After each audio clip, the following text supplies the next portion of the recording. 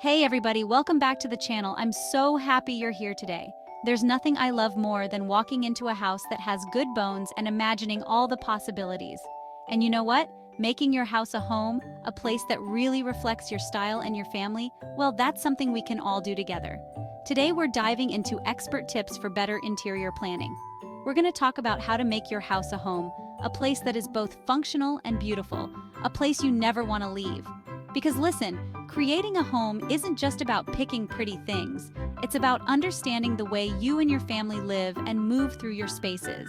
It's about function and flow, light and texture, and those special touches that make a house a home. So, are you ready to get started? Let's jump in. Before we even think about paint colors or throw pillows, we've got to start with function.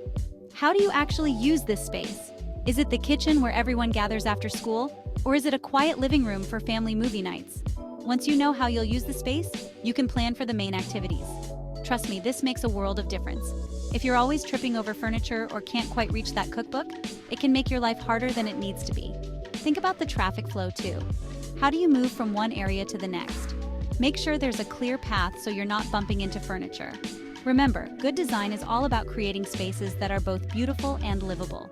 Prioritize the circulation paths and ensure key areas, like your kitchen, living room, maybe even a workspace, are easily accessible. And speaking of kitchens, that's usually the heart of our homes, isn't it?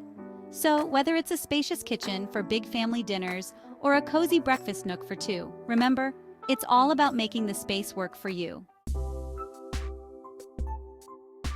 Now let's talk about color. Color is like magic.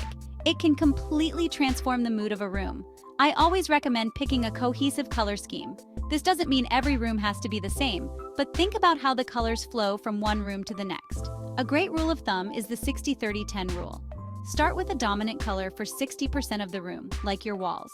Then choose a secondary color for about 30%. Think furniture, maybe a rug. Finally, add pops of your accent color, about 10% in your decor. Now, I love neutrals as much as the next person, but don't be afraid to bring in some color. A rich blue can be so calming in a bedroom, while a sunny yellow can really brighten up a kitchen. And remember, paint is one of the easiest ways to transform a space. It's amazing what a fresh coat of paint can do. So, have fun with it, and don't be afraid to experiment until you find a color palette that speaks to you.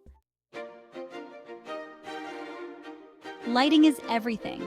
It can make or break a space. You want to create a warm, inviting atmosphere, and that means layering your lighting. Think about it. Ambient lighting is your overall illumination, like overhead fixtures. Then you've got task lighting for specific areas, like under-cabinet lights in the kitchen, or a good reading lamp in your favorite comfy chair. And don't forget accent lighting. This is where you can really highlight those special features in your room, like artwork, architectural details, or even a beautiful plant. One of my favorite tips is to use dimmers. They give you so much control over the mood of a room. You can have bright, cheerful light during the day, and then create a warm, cozy ambiance in the evening. Remember, lighting is like jewelry for your home. It adds that finishing touch that makes all the difference. Now let's talk layout. The way you arrange your furniture can completely change the look and feel of your room. If you have a smaller space, think about how you can maximize every inch. Choose furniture that's appropriately sized and consider using vertical space for storage. Open floor plans are so popular these days, and for good reason. They can really open up a space and make it feel so much bigger. But even in an open concept home, it's important to define different zones. You can use rugs to anchor a seating area or a console table to separate the dining area from the living room. It's all about creating a sense of purpose within each space. And remember, less is often more. Don't be afraid to edit your furniture and decor. A clutter-free space always feels so much more serene. Let's talk about proportion and scale. This is one of those design principles that might sound a little intimidating, but it's really all about finding the right balance. The key is to choose furniture that fits the scale of the room. Big, oversized pieces can overwhelm a small space, while furniture that's too small will get lost in a larger room. You want everything to feel like it belongs together. Rugs are your secret weapon when it comes to proportion. A well-placed rug can really define a space and create a sense of balance. The same goes for lighting. A statement chandelier can be a stunning focal point, but make sure it's not overwhelming the room. And don't forget the power of artwork. It's a great way to add personality and visual interest, and it can also help balance out a space. One of the things I love most about design is bringing the outdoors in. Natural materials like wood, stone, cotton, wool, they just have this warmth and texture that makes a space feel so inviting. Think about adding a wooden coffee table, a woven basket, maybe some linen curtains. These little touches can make a world of difference. Natural materials not only bring in warmth, but they also age beautifully over time. A leather armchair or a vintage rug will develop a patina that adds so much character to your home. And the best part? Natural materials never go out of style. They're classic, timeless, and they'll always add a touch of elegance to your space. Texture is everything. It adds so much depth and dimension to a space. Think about it. You wouldn't want to wear an outfit made entirely of the same fabric, would you? It's the same with your home. Mixing different textures adds visual interest and makes a space so much more inviting. You can have smooth surfaces like glass or metal, and then bring in softer elements like velvet, wool, or rattan. I love layering textures, especially in neutral spaces. Think about adding a chunky knit throw on a leather chair or a fluffy rug underfoot. These little details make a world of difference. Play around with different textures and see what you like. Remember, it's all about creating a space that feels both visually appealing and super cozy. Above all, your home should be a sanctuary, a place where you can relax and unwind at the end of a long day. So let's talk about comfort. Invest in quality seating. Your sofa is the heart of your living room, so make sure it's comfy. The same goes for dining chairs. You want to be able to linger around the table with family and friends. And if you work from home, don't skimp on your office chair. Ergonomics are important. A comfortable and supportive chair will make a world of difference. Think about adding those little touches that make a space feel extra cozy. Soft blankets, plush cushions, maybe even a crackling fire in the fireplace. You know I love a good decluttering session. There's something so satisfying about getting rid of things you don't need and creating a sense of calm in your home. Clutter can really cramp your style, both visually and mentally.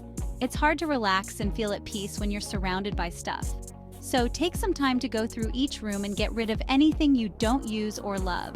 Storage is your best friend. Think about incorporating hidden storage solutions, like built-ins or ottomans with storage underneath. And don't be afraid to get creative. You can use baskets, trays, and decorative boxes to corral smaller items and keep everything looking neat and tidy. Now this is the fun part. It's time to infuse your personality into your space.